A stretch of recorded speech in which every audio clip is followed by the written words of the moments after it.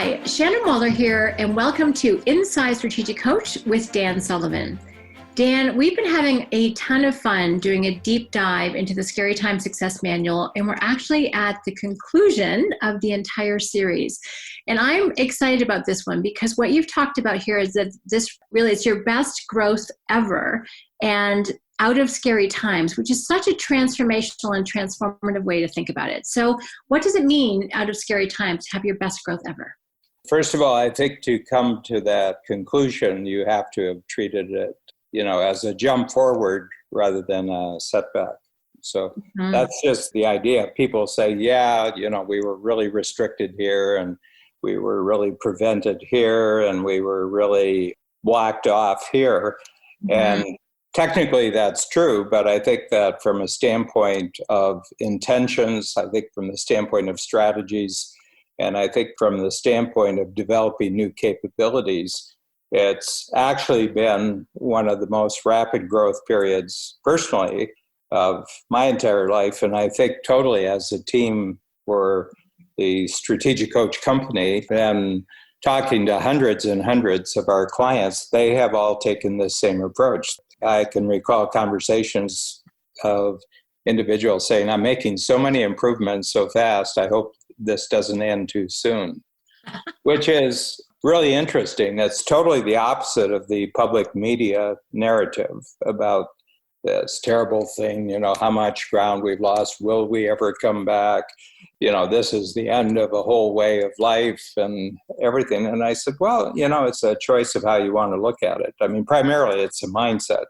You have a choice whether it's going to be the best ever thing that happened to you, or you're going to choose that it's the worst thing that ever happened to you. And it's a choice.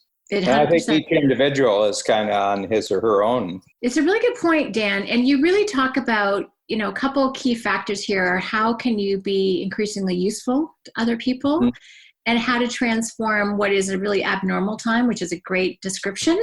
It's not normal. That's not a super judgmental term, but you talk about transforming it into a special time. And I like that flip. I really appreciate that different perspective, but it is 100% a mindset. And how you've been useful to yourself and others, I think, is definitely going to be how people are going to come out of it better or not. Yes. And, I've talked, over my lifetime, and I'm in my 8th decade now. And so I can recall dozens and dozens of individuals who were in, emergency situations, disaster situations, other epidemic situations, including the biggest, which was the Spanish flu epidemic of basically 1918 to 1921. And 1/3 of the entire world population at that time, there were 1.5 billion humans, right around 1920, and 1/3 of them, 500 million people, had caught the Spanish flu, and 1/10 of those, 50 million, by conservative measurements, 50 million of them died. Well, that's really a major, major scary situation. We're not going through anything comparable. First of all, the numbers aren't anything comparable, but we're doing it in a population that is 5.5 times bigger than it was in 1920. So it's a sense of perspective. The difference is that we have news, 24/7 news everywhere in the world today. So the drama of it gets multiplied by a factor of 1 million in social media, which is another multiplying factor. So the talking about it and being bombarded by people who are scared, people who are worried, people who are complaining, people who are criticizing, people who are blaming is probably 1 million times what it was in a previous scary times. Well, and that's what a lot of the news narrative has been. As you mentioned, that's what we're listening to. I'm not, but on the internet, I can see how it's being talked about. I have not been live with broadcasts. I've bypassed that whole experience, but people are telling me, and I can tell certain individuals when I talk to them, they're being affected by it, or the people that they're living with or the people that they're talking to every day are being affected by the negative news media. Dan, it also strikes me that people are being affected by news in ways that they can't actually be effective about. So they're being impacted, but it's this incoming stress, but there's no way to relieve it because there isn't an action they can take to help someone, across the country. It's interesting. I had a couple different conversations in some stores that I was in, and fortunately, so not to take away from anyone who has experienced this, but none of us, several of them have known anyone personally in our geographic area that has COVID. It's a really interesting circumstance. So it's something you hear about, but it's not anything you're actually, for many people, not everyone, not actually experiencing, which is there's a bit of a weird disconnect there. So you're at the effect of all of these changes and all these abnormal ways of operating, and yet people have to really decide how they can be effective and live their life the way that's really constructive. Yeah, well, I think, what you just said is the whole intention of this entire Scary Times series, the 10 strategies, effective and constructive. You use the words effective and constructive, and I think that goes right to the heart of what you can choose to do. So again, I come back to this. This is all choice. I can choose to experience this and process this in a very, very effective and constructive way. And if I do that, then I can disregard a lot of the other buzz that's going on about this. And I can be a kind of a counter. I can be a counter force in the world against the negative. And Dan, one of the ways you talk about this, so it's really about becoming a better collaborator and contributor. That really is the goal. And even if someone, when you're listening to this, has been sort of on the complaining, upset, at the effect of side of things, there's a huge opportunity here to be a much better, as you said, contributor and collaborator. And I like that when we get through the strategies, you really talk about, how to flip that around and how to really look at this time. And I do start to see little seedlings of ideas where people are like, oh yeah, I'm not going to go back to it the way things were before. There's some precious moments in here. There's time with my family, or I actually am enjoying not having to travel. I was thinking this morning in preparation for today that we've all been forced off the hamster wheel, and some people aren't getting on back on, or it's not going to be going as fast, or it's going to be a different one. Thank you very much. People have a real choice now. They're being forced to pause and forced to think and reflect, maybe not by choice at the beginning, but now there's a real opportunity to transform their experience, which of course is something that you've always been about. So this is a very interesting snapshot in time, and I, like you, think there's a massive opportunity here.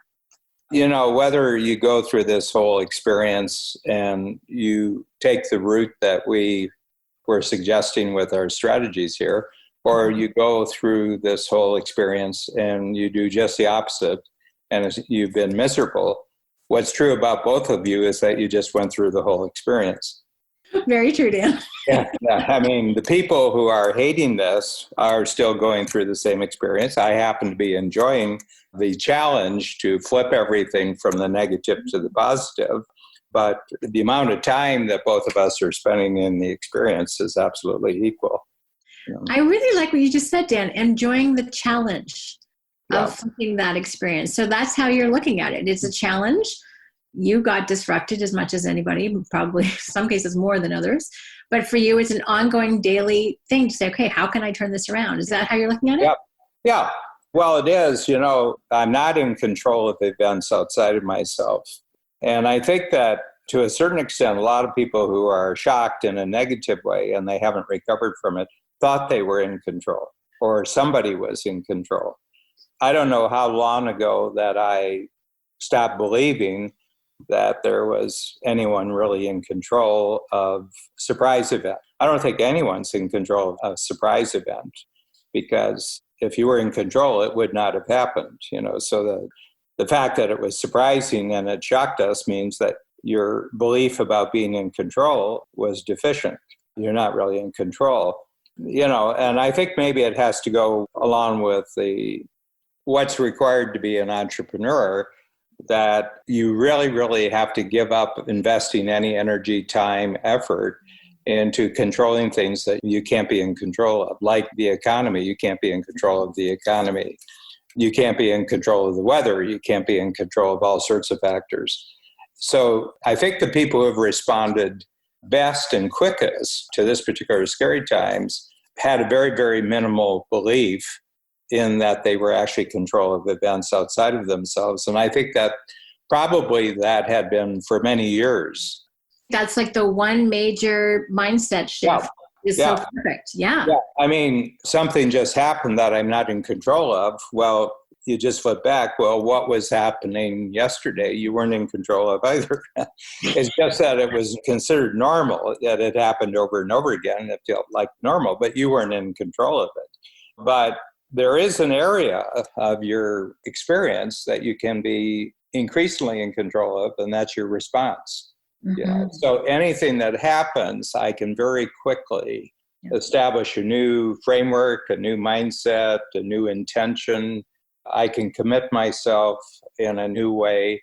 I can muster up new courage on the path to developing new capability. And guess what? I have a full expectation that by doing this, then in a very short period of time, not only will I be as confident as I was when things were just normal, my confidence is actually going to be greater. So that's been a real product that at the end of a couple months of this experience, my confidence is way higher about a lot of things than it was 2 months ago. So that's a real gain. That's a real gain. I have capabilities now that I didn't have 2 months ago that will now become normal capabilities. I have a confidence that's much higher than it was 2 months ago. And that now becomes a normal confidence.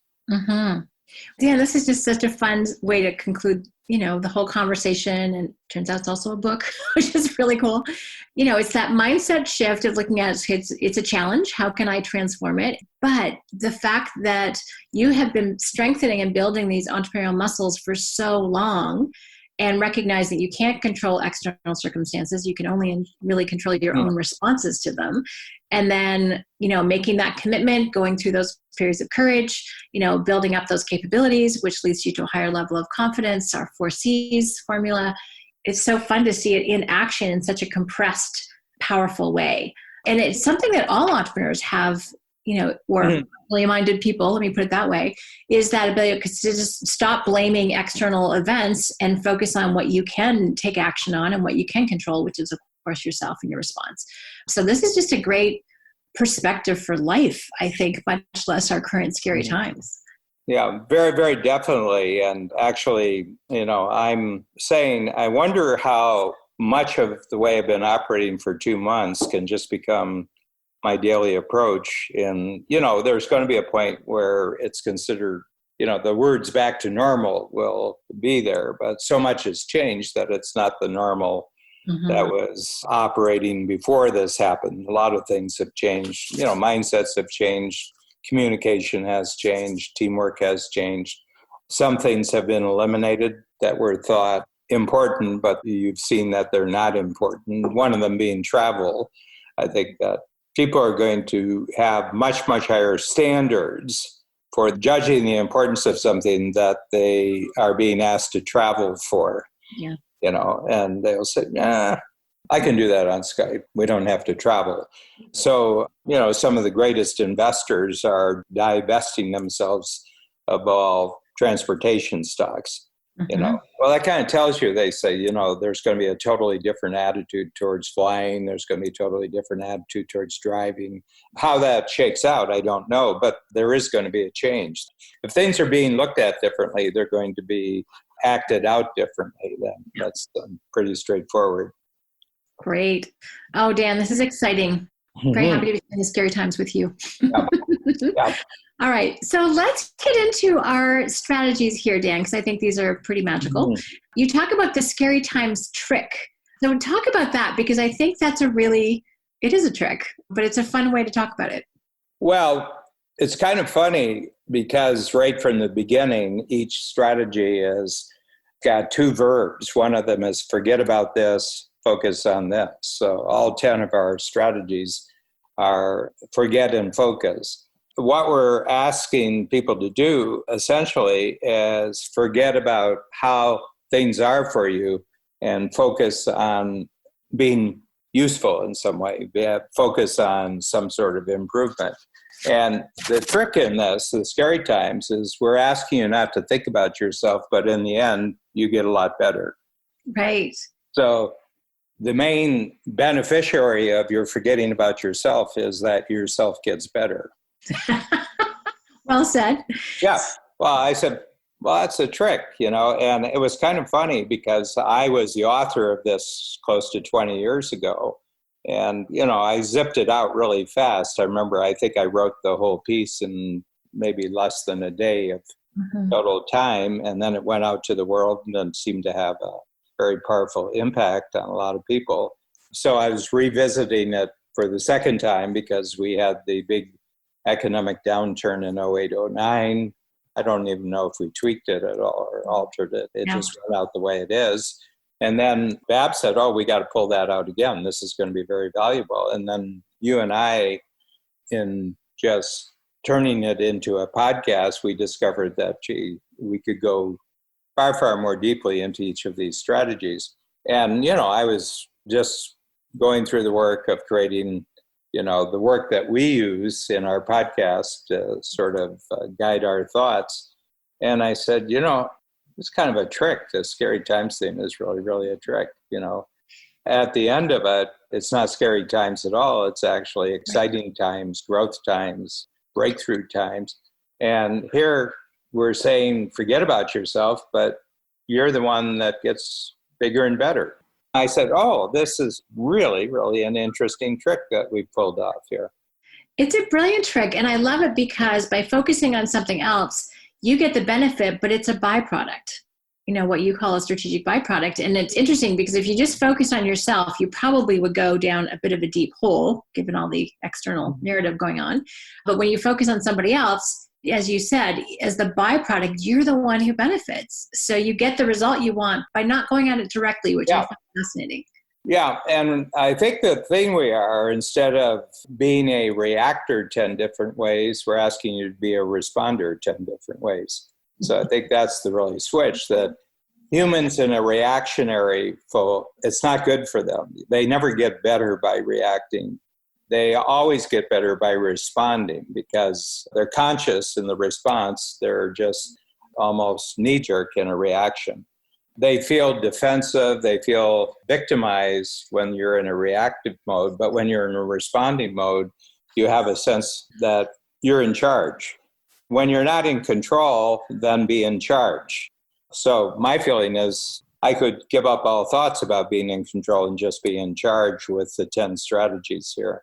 And the big thing is useful. I'm being useful to other people. I'm being useful to situations. I'm being useful to myself. I'm being useful to circumstances. And I think my main word through this is a chance to become incredibly more useful, the most useful you've ever been in your entire life. I think that's a neat thing. It's a very neat thing. And normal times don't give you the same opportunity to be useful. Dan, I think that's a really key point. Normal times don't give you as much opportunity to be useful. In emergencies or, responding situations, we've had this amazing, for me, it's been really fun, actually, to think of all the new, cool, fun things we could do that are outside the norm. Because otherwise, things have been going along in their little routine. Ruts develop, habitual ways of doing things, and this was a chance to kind of pop out and do something different. So yeah, and much more useful because more people need help. More people need to be reached out to. So I think that focus on others is an incredibly creative opportunity. Mm-hmm. Mm-hmm. The other thing, the usefulness usually is not just yourself being useful, but you're being useful in teams. So it's useful teamwork, it's useful collaboration. And you're tending to create new things, so it's sort of creative collaboration. I see all sorts of new kinds of cooperation being created, which are not going to be forgotten. They're not going to be neglected afterwards because what was achieved in response to an emergency, people were challenged because the way they did things before, either wasn't possible or it wasn't effective. So they had to jump to a new level of collaboration. And having experienced that, I don't think anybody will be tempted to go back to the way they worked with being less useful and less cooperative. Mm-hmm. Well, I think that's another place where standards have probably increased. You were talking about traveling, and I think people will be much more certain. And I think, the people with whom it was fun and easy and productive to creatively collaborate with, that's, as you said, going to be memorable. And that's kind of a new standard now. Mm-hmm. And the people that were not easy to, less reason to, kind of focus your attention in that area. So there really is sort of an interesting upgrading, I think, that's happening in more than one way. I've always been interested in what happened after the Second World War because I was born within the, kind of the last year of the war. I was born in 1944. I remember going to college in the 60s and talking to the professors who had been there for maybe 20 or 30 years. And I said, when was this college at its best? And we talked about it. And then I started looking at records in the libraries. I just got excited. There's sort of things called golden ages of institutions, when they have a memory, we've always been good, but there was this period when things were really great. And it seems to be that every university and college in the United States that existed in the late 1940s and still exists, that the very, very best period when everybody felt, we've got the most excitement on campus, we've got the best students we've ever had, was from around 1946 to 1952. It's when, first of all, there were 12 million men and women fought in the war. And then there were people who were killed and there were people who were injured. But they had probably the most powerful piece of social legislation in the history of the United States. It was called the GI Bill. And the GI Bill did two things. One is it more or less gave you either free or low-cost college education, could be technical school education when we came back from the Second World War. This had never happened before. And the other thing is you were given very, very low-cost home loans. So the vast majority of soldiers, airmen in the Navy also, who went to the Second World War didn't have any college education because very few people went to college at the beginning of all during the war period. Very, very few people ever went to college. Graduating from high school was the big deal. That was the big deal. And here they came back, and they ordinarily would have gone back into factories, or they would have gone back into jobs they had before, or there wouldn't have been jobs, so they would have been unemployed. They came back and they went to 4 years, 3 years, whatever it was. So here they had been at the front lines of combat, and they were in classrooms with 18-year-olds or 19-year-olds who had not fought in the war. And I have to tell you whose intention ruled the classroom. It wasn't the 18 and 19-year-olds. It was the 22, 23, 24, sometimes older, 25, right up to the 30-year-old who had this 4 years of education from them. Probably the professors really had to scramble to keep up with them. I bet it was the most demanding 6 years of student body in the history of U.S. higher education. And the reason was that they survived the war and they had this phenomenal experience, and probably all during the war, they said, I just hope I don't get killed, because when I go back, I'm going to do this and this and this. And the U.S. economy for the next 25 years just went right through the roof. And I think it was just this massive buildup of capability and confidence that these men and women had received, from the experience of having to respond to what was probably perpetually scary times, where people could get killed around them. Any day they were in combat, they could be the one who didn't come out alive and everything else. And remember, before the Second World War, these, children and adolescents, a lot of them had gone through the Great Depression. So they probably had about a 15-year period when it was all scary times. Yeah, what a contrast. And it really did kick off the whole sense of abundance in the golden age of the U.S. with technology. And also it totally changed the whole education expectations, as you mentioned. So whereas high school used to be the thing, then it was college, and then home ownership was another really big deal. especially in cities outside of farms. So yeah, it really transformed so much in such a short period of time. So that's interesting. I love that you were curious and went back to see when the golden age was for universities. That's how your brain works. Well, big events have big impact. And the most important impact is how individuals themselves actually respond, because there's no rule, there's no general rule to follow.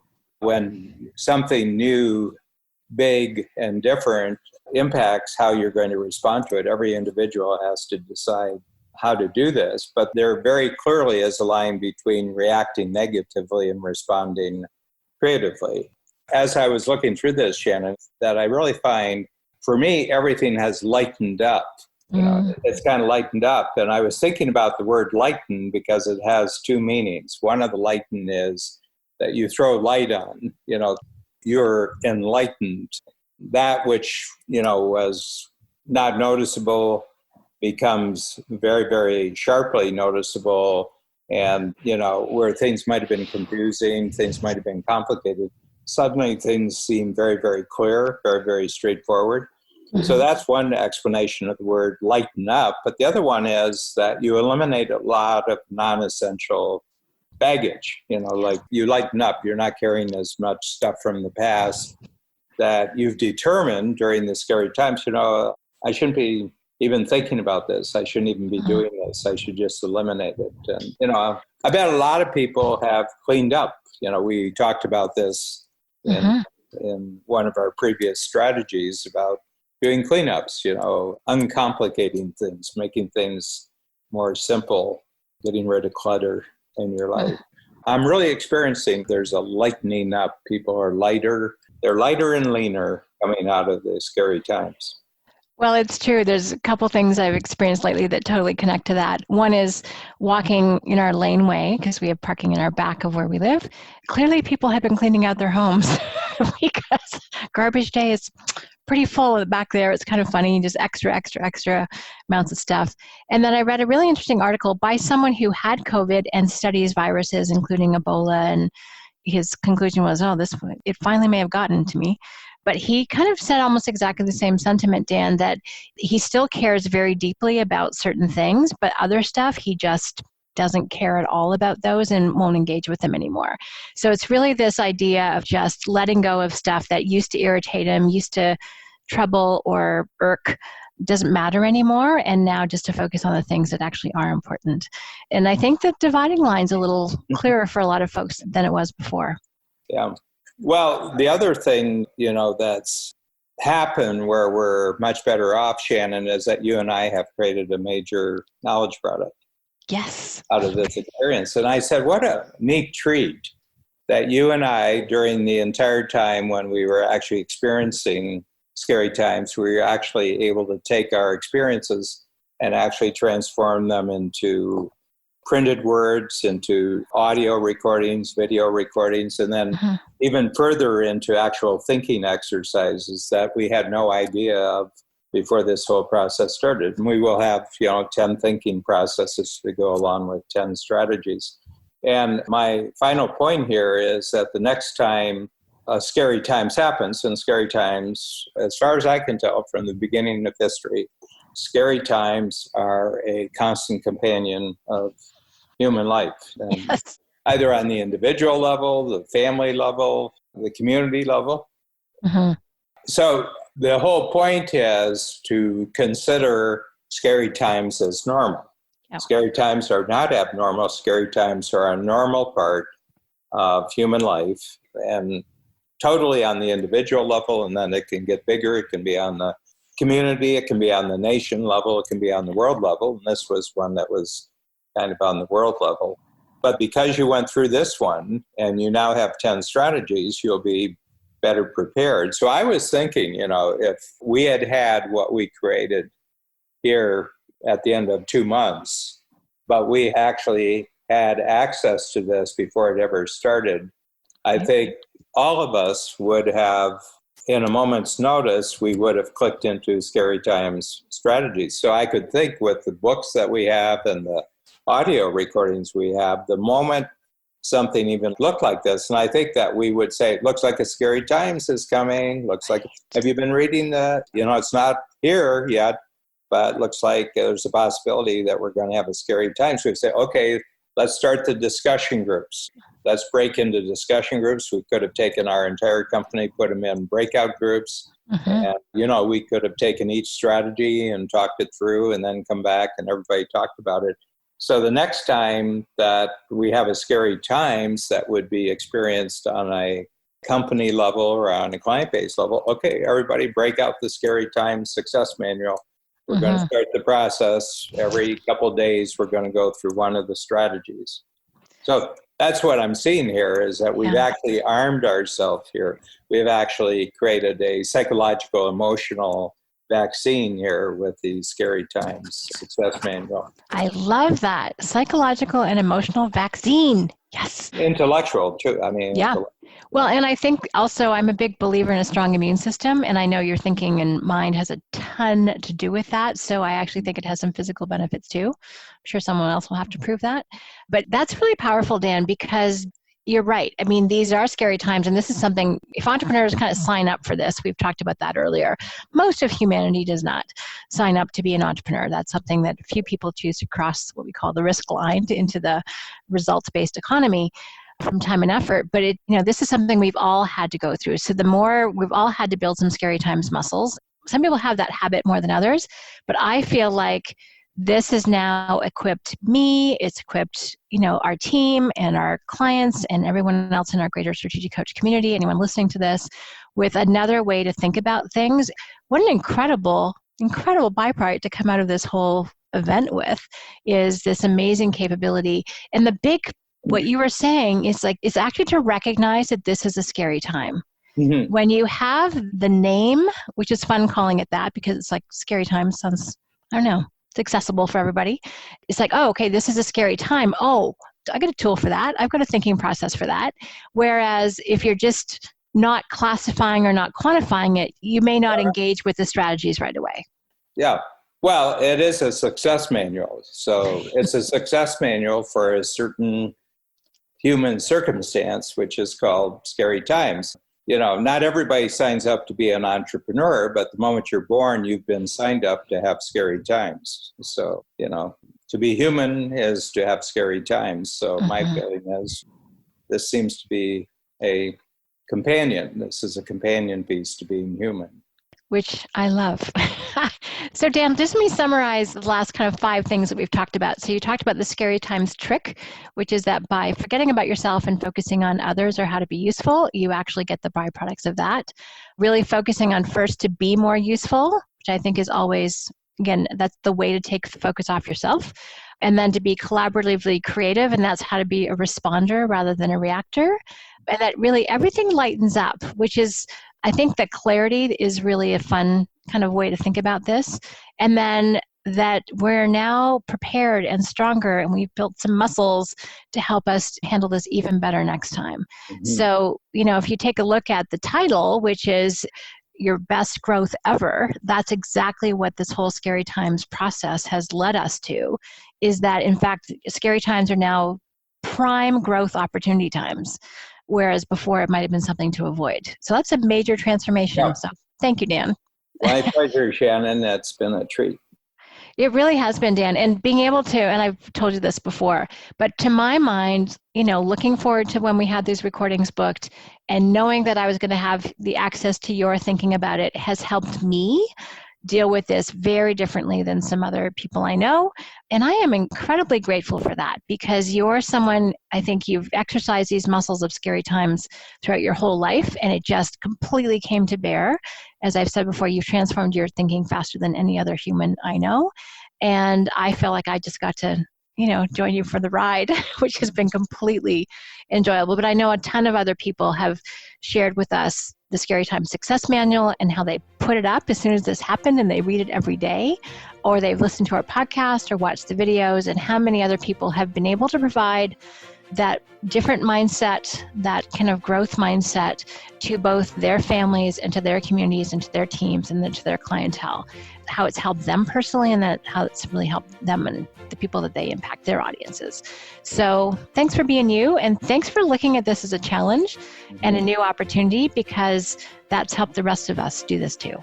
Appreciate it very much, Shannon. That's great.